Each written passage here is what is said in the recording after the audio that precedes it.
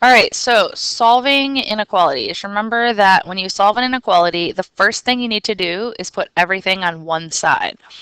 So that means that I need to move this 3. Okay, so what I'm going to have is x plus 10 over 3x minus 2, and then I'm going to subtract 3. Okay, and now that's going to be greater than or equal to 0. So when I subtract 3, we remember from the previous unit that I then need to find a common denominator. So my common denominator is going to be 3x minus 2. So I need to multiply the numerator by that also. Okay, so my numerator is going to be x plus 10 minus 9x plus 6, because this has to multiply by that, and then the negative 3 times the negative 2. Okay, so if I combine this all together, that's going to be negative 8x plus 16, and then my denominator is 3x minus 2. And all that has to be less than or equal to 0. Okay, so step 1 is everything needs to be on one side. So you move this over to the other side either by adding or subtracting. Since it's positive, I'm going to subtract. Okay, so step 2 is I need the x-intercept, or intercepts. In this case, I'm just going to have 1. And I need the vertical asymptotes. All right, so the x-intercept I get by setting the numerator equal to 0.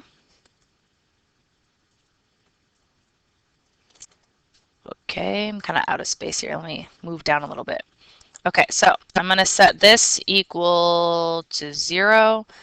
I have negative 8x equals negative 16, so x is going to equal 2. Okay. So, therefore, let me erase that. That's kind of in my way here. Okay, so my x-intercept is going to be 2, 0. Now I need my vertical asymptote, so that I get from the denominator. So 3x equals 2, so x equals 2/3. All right, so now I make a number line, and I put my x-intercept, which is 2, and I put my vertical asymptote, which is 2/3. So this is not a graph, it's just a one-dimensional number line, okay? All right, so now what I need to do is I need to figure out the sign for each of these intervals. So I need to pick something that's in this interval, and so an easy thing to pick would be 0. So I have negative 8x plus 16 over 3x minus 2. And if I plug in 0 here, this is going to go away, and I'm just going to have 16 over negative 2. So I'm going to get a negative number. Okay, so in this region right here, it's going to be negative. Now, it cannot be 2/3 because if I plug 2/3 into this, it's going to make the denominator undefined, and so it's just going to be undefined. It's not going to be greater than or less than or equal to 0. It's going to be undefined. All right, so now I need to pick something in this region, so an easy thing would be 1. So if I plug in 1, I'd have negative 8 plus 16 over 3 minus 2. That's going to give me 8 over 1, so that gives me a positive number. All right, so 2, let's see. If I plug in 2, I am going to get negative 8 times 2 is negative 16 plus 16 is 0. So this is going to be colored in because I'm looking for things that are less than or equal to 0. So since that is my x-intercept, or my 0, that gets colored in. Okay, now my third region, let's pick 3, any number greater than 2, but I'll pick 3. So negative 8 times 3 plus 16 over 3 times 3 minus 2. Okay, so if I look up here at my numerator, that's going to give me negative 24 plus 16 over 7. I can see that's going to be a negative number. Again, the exact number is not important. It's only important if it's positive or negative. All right, so I look at this. Now, I am looking for things that are less than or equal to 0. So things that are less than or equal to 0. Well, this region over here gives me negative numbers. I can tell from my sign chart. And this region over here gives me negative numbers. All right, so the last step is to give my answer an interval notation. So I want to know when this equation is less than or equal to 0. When is it less than or equal to 0? Well, I could plug in any number from negative infinity until 2/3. And it has to be a parenthesis here because I can't actually plug in 2/3. That's an undefined answer. Union, now this is going to be a bracket because I can actually plug in 2 because that'll be 0 and that's equal to. So 2 to infinity. So this would be my final answer. All right, so let me just go back over one more time the steps. Okay, so if we go back to the beginning, this would be step 1. So step 1 is get all the stuff on one side and get it equal to 0.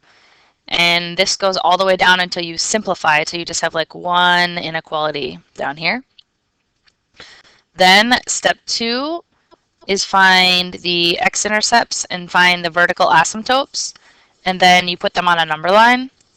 And then step 3 is kind of like making a sign chart.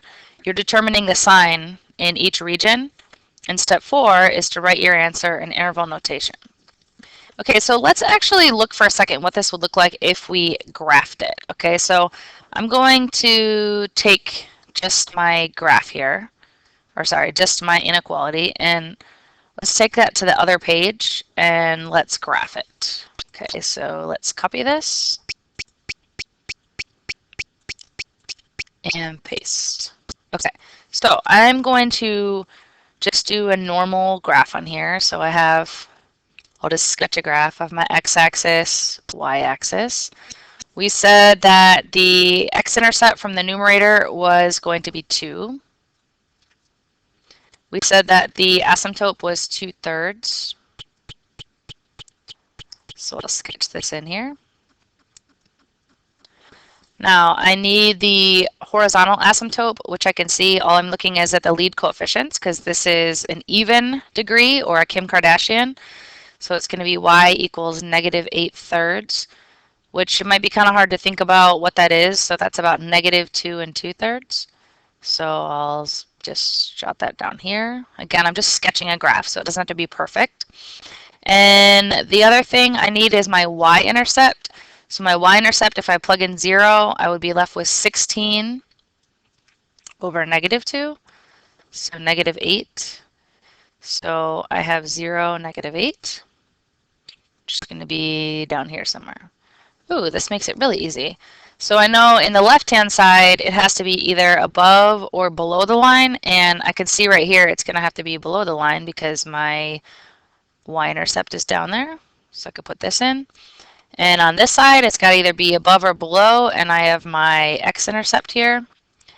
So this is a really rough sketch. I know it doesn't really look very pretty, but the important part is that I have the intercepts, the x-intercept, which I solved on the previous page, the y-intercept, which I just solved right now. I have the horizontal asymptote, I have the vertical asymptote. So I sketched a picture of my graph. And the question is, when is it less than or equal to 0? So I can see that it's less than or equal to 0 from -infinity until the asymptote. So from -infinity until I get to that asymptote, which was 2/3. See right here, it's below 0. And then at the asymptote, it's not going to be really either one. And then right in this area, it's above 0, but then it starts being 0 at 2. Right here, you can see it is 0 all the way to infinity. So when I make a graph and I look at it, let's look at how this compares to the answer I got with the sign chart, which was exactly the same. Okay, so the sign chart is just a shortcut to graphing. On the test, you don't actually need to graph. The sign chart is fine. If you want to graph and you have time to do that, you can, but the sign chart is perfectly acceptable and perfectly fine in order to get your answer to the inequality.